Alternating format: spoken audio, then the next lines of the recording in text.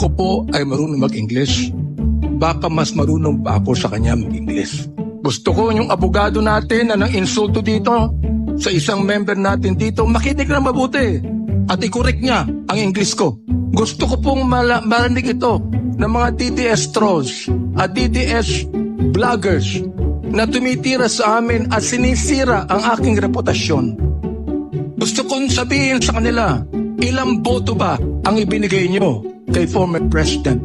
Ako po, Mr. President, libo-libong boto ang binigay namin sa inyo.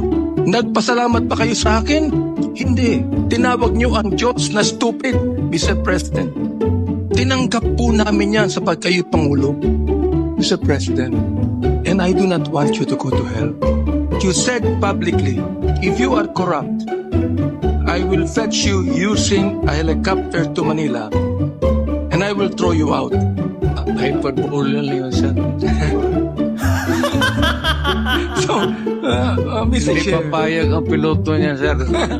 sino po yung tinapon ninyo sa helicopter? Sinabi niyo po eh. Paano itapon niya, sir? Buksan mo pa yung... Noong Amparisión, nakahuli po ng isang babae that was caught in the act of adultery. They're about to stone them. Stone her. Papatuhin na po. O, nilapit po nila kay Kristo. At sinabi po nila sa ating Panginoong Jesucristo,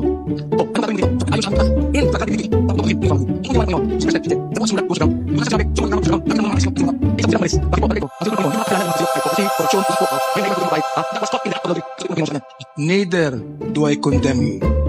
Go and sin no more. Hindi ho ba mas maganda yung salita ng ating Panginoon doon, Mr. Chair, Mr. President? Hindi na ako papatay, sir. Retired na ako.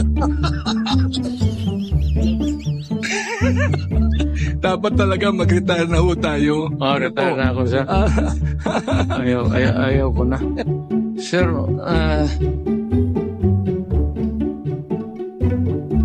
bago ko sagutin yung ano sir, ayaw kong pumunta ng impyerno. Pastor ko man, sir, tulungan Pero, mo na lang ako. Mr. Chair, hindi po ito confessional. Ano po? Ito po ay quadcom hearing. Neither do I condemn you. Go and sin no more. Pinagdadasal ko po kayo. Salamat. Totoo po yan. Totoo po yan. Hindi po dasal na ama namin, ha? Ito po ay dasal coming from the heart. Eh bakit po kayo pumapatay? Mas mabuti pala na makulong tong mga